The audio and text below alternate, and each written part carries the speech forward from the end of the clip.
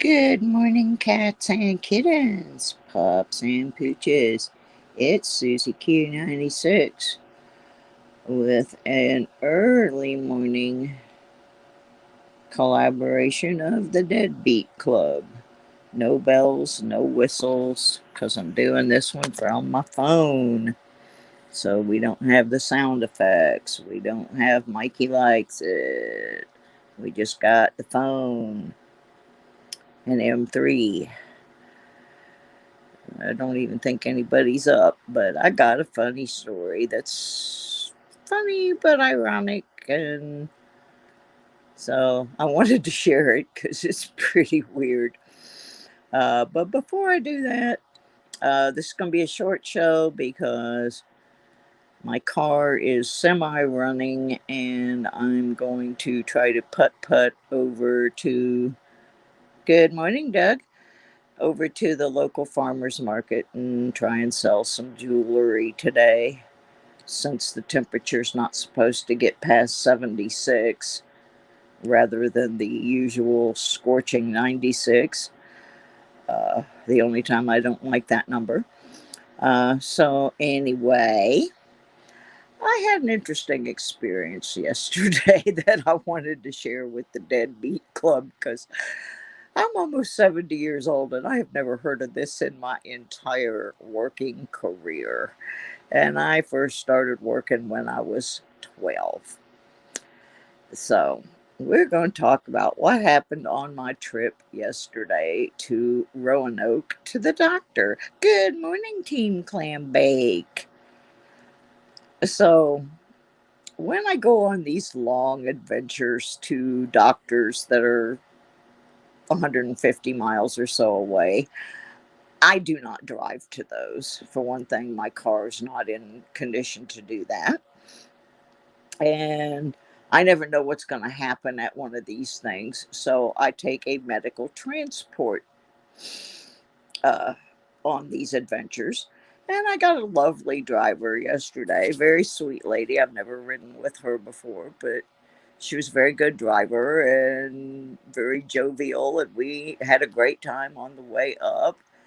And then right before we got there, their dispatcher called her and wanted to know if she could wait there for me because whoever was supposed to bring me back was delayed. And she said, sure, no problem. But I have a gentleman I'm supposed to pick up at another location and take home at 3 o'clock, and I'm not going to be able to do this and do the other thing too. So they, at least it sounded like to me, said they'd find someone else to pick this guy up. So we're halfway back to my house. Now, this is 150 miles each way. Hi, Tom. And another girl calls her on the phone, who is another one of the drivers for the same company. And apparently, these two are pretty good friends. And they're joking around and carrying on. And one of them slipped and jokingly called the other one an a-hole.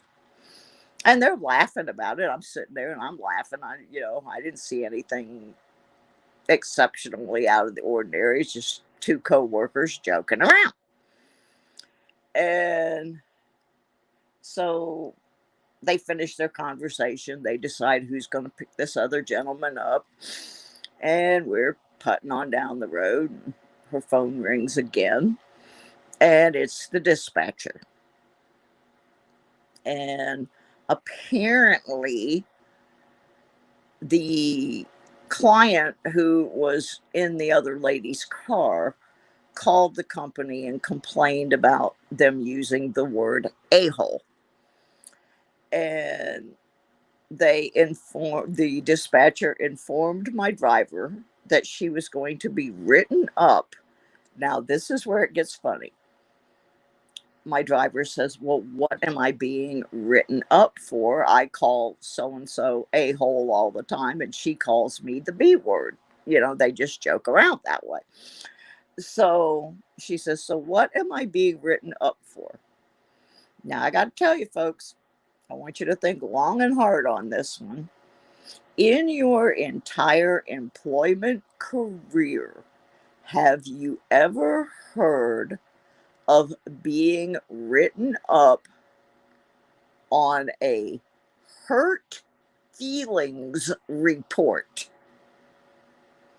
That's right, folks. A hurt feelings report. Now, when this dispatcher said this, I'm trying not to laugh, you know, because I can hear everything that's going on. I'm trying not to fall out of my seat laughing. And my driver is like, is this a joke? Or is there really such a thing? Well, apparently, with that company, there is such a thing. A hurt feelings report. And I can't even defend my driver because then they would both get in more trouble for using that language where a client could hear it. But my driver didn't do anything wrong. In fact, the other girl called her the B word first, and she just came back with, "Yeah, well, you're an a-hole," and they're laughing. Uh, so they're writing this girl up on a hurt feelings report. Now, I just got to ask you guys, have you ever heard of anything like that? To me, a hurt feelings report kind of sounds like a participation trophy. One of those dumbass things that is designed to mollycoddle a child. These are not children, these are professional drivers. And I would imagine after this was her ninth trip yesterday and the longest one, this was a 300-mile round trip. I would imagine by then they're getting pretty tired and they've been dodging traffic on the interstate and sitting around waiting in hot cars. And I'm sorry, but what kind of company is so petty that they are letting drivers write each other up for hurt feeling reports? Is it just me, or does that really sound stupid? Well, so I got home and I took a nap, and I told my brother about it. He thought it was pretty funny. And then I wanted to write up my own hurt feelings report, except I don't have anybody to turn it into.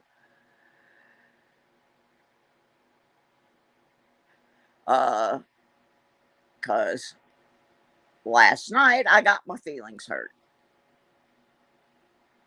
So this is going to suffice as my hurt feelings report. There's a channel I've been supporting for since 2019. Uh, I just talked to the moderator on that channel on the phone 2, 3 days ago. Had a long discussion about how to promote my channel and so forth because that channel is monetized and mine isn't. Yeah, my blue wrench. You got it. You know exactly who I'm talking about, Doug. Uh, it wasn't that my wrench was removed. It was that the person had the opportunity on the phone before I showed up in the channel to tell me that he had removed my wrench. And when he made the announcement that he had gotten rid of some of his moderators, he made it sound like he got rid of a whole bunch of them. In actuality, he got rid of 2 and gave one of them their wrench back. So basically, the only one, as far as I can see, and I had two, three other people look, that he took the wrench away from was me. That person is a moderator on my channel. Where do I turn in my hurt feelings report?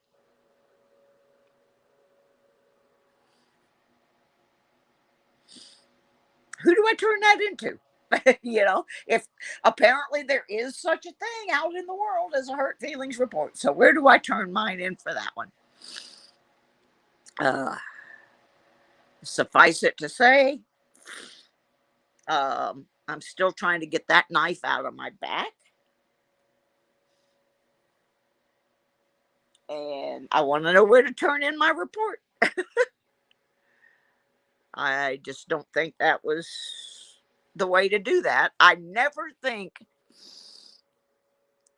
removing someone as a mod without telling them that it's happening is a good idea. It's embarrassing to that person when they show up in the channel and they may have well reorganized their whole schedule to make sure that they are there to do their moderator duties, only to find they are not a moderator anymore. I think that's embarrassing. I think that's humiliating. And I think it's unprofessional. If you're going to remove someone as a moderator, uh, Ruck wasn't the only one that got theirs back. Everybody got theirs back except me, as far as we can tell. So, um,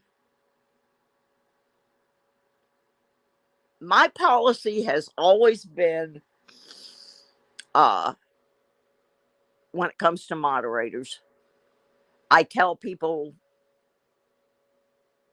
off stream, hey, since you really can't be here anymore, um,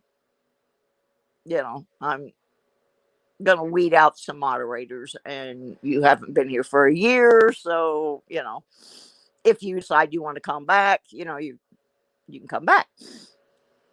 If a moderator comes in my channel and they act like a hole, I will tell them don't do that again, and then I will send them a private message saying, hey, that's not how I do things on this channel, and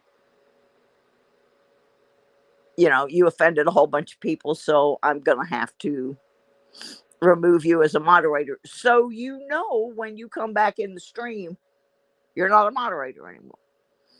And if anybody asks me about it, I usually just say, well, they decided they don't have enough time to do that, to run their own channel and be a mod on all the places they are. So, you know, but to do it the way it was done, to me, it was so obvious. So I just want to know, where do I submit my hurt feelings report? Uh, I just, yep. So that's fine. I don't care that I'm not a moderator. What I care about is I just talked to that person on the phone. He could have just said, hey, you know, whatever. We're supposed to be friends. But apparently we are not.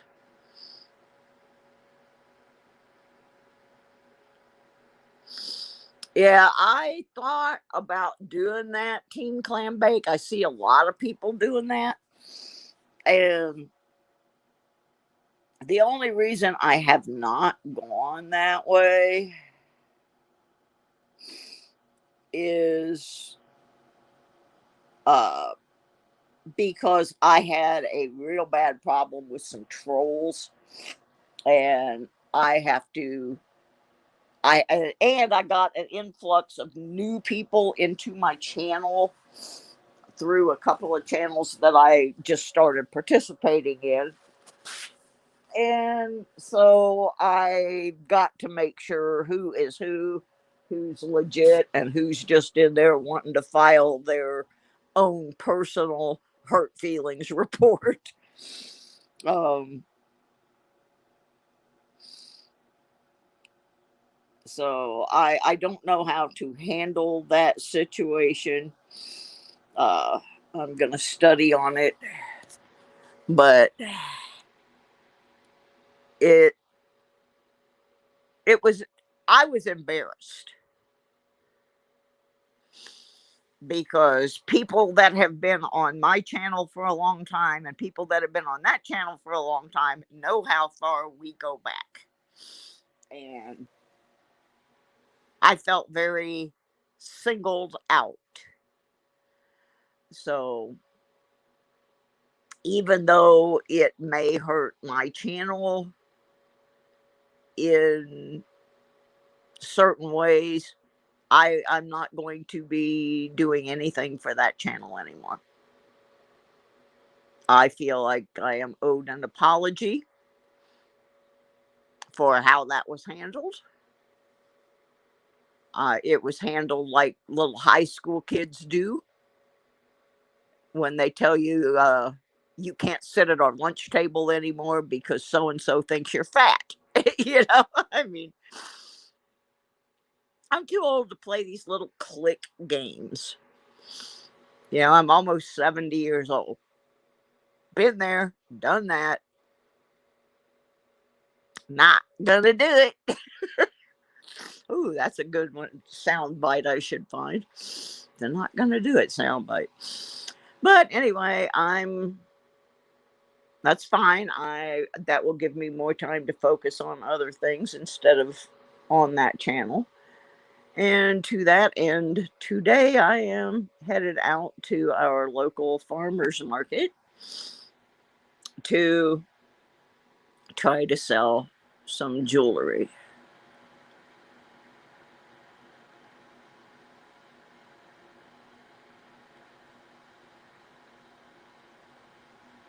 Yeah, he said the same thing to me in the conversation we had where he forgot to tell me I wasn't a mod anymore. But I think there's more to it. You don't just pick up that many new people that fast. Uh, See, the difference between that person and myself, we both had a meltdown online on the same day, the 4th of July. The difference is I took mine down and apologized to my viewers for losing my cool online, and I took the video down. I did not use my meltdown to get sympathy. And I think a lot of his subscriptions were sympathy subscriptions. You just don't get that many subscriptions. Boom, boom, boom, like that. When you are not producing any content but 2 1-minute cat videos. You just, unless that cat is driving a race car around the Daytona Speedway, you're not going to get that many views on a cat short. But if it's M3 videos you want, that's what I give you. Maybe I can find M3 a stuffed blue wrench. Who knows? But anyway, I'm getting ready to head out. I am going to our local farmers market as much as I really don't feel like it. I got to make some money. I actually had to call a family member and borrow money because I did not know my car insurance was going up. And I don't know why it went up. I don't even hardly drive, but it went up by almost $30. And when they did the auto pay, it it withdrew the money and overdrew my account, so I had to borrow some money. So I got to go out and sit in the hot sun today and try to make some money back. uh as far as I might as well give my medical update as well. The doctor's appointment that I went on, where I learned there was such a thing as a hurt feelings report. Um, the specialists cannot come to an agreement on how to treat the IgG4. The rheumatologist insists I need to permanently quit one of my other medications.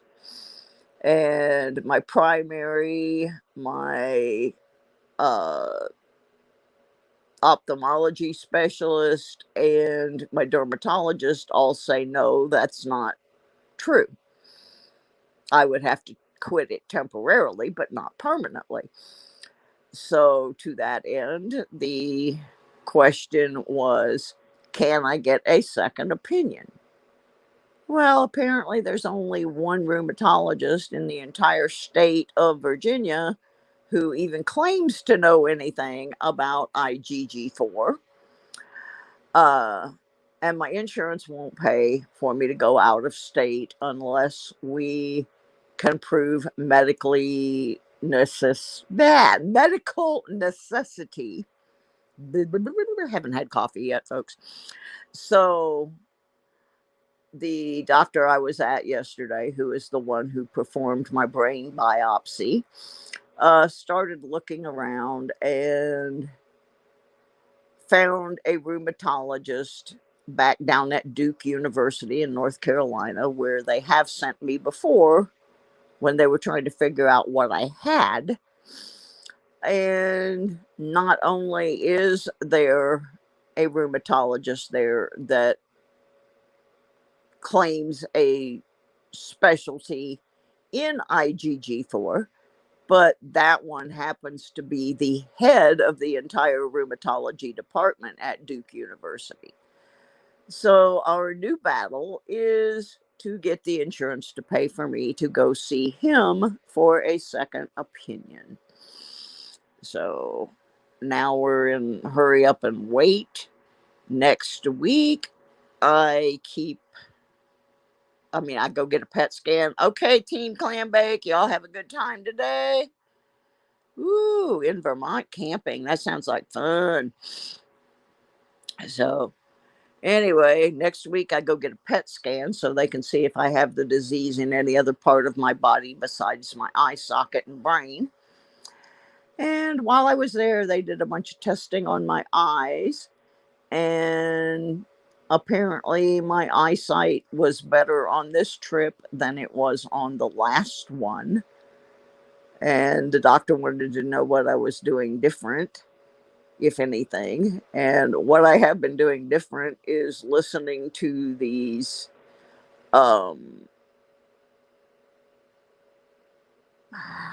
I can't think what they're called. It's not a subliminal, but it's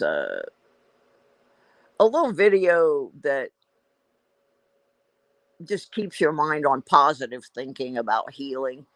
And I have been listening to some of those related to my eyes. And apparently, I don't know if that's helping or not, but they said my eyesight has actually improved in both eyes. So that part's good. So I'm going to go out and this morning and try and make a little money. And I was hoping to go detecting tomorrow, but it looks like we're going to have rain. So that may not work. And then a reminder to everyone, Monday night, 6 p.m. Eastern is when we are going to be doing the duck race. So I'll probably be on a lot Sunday, getting the rest of our 96 quackers lined up. And you also have a chance right now to still get in on the Patreon drawing. Another gift box will be given out to one of our Patreon patrons. And you can sponsor the channel for $2.96 a month on the Poorer Than Dirt plan. So if I get up to 20 Patreons by the time of the drawing, I will also be adding a 42 Walker into that packet. Right now, I think there are 6 or 7. So you have a pretty good chance of winning that prize. There's some pretty interesting things in there. And on that note, I got to go do some work. I'm going to leave M3 in charge of the house. That might be a scary thought.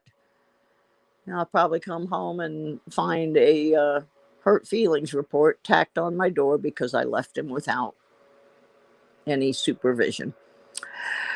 So anyway, if you have ever heard of a job where they have an actual real thing called a hurt feelings report, please let me know because I want to see what one of these looks like.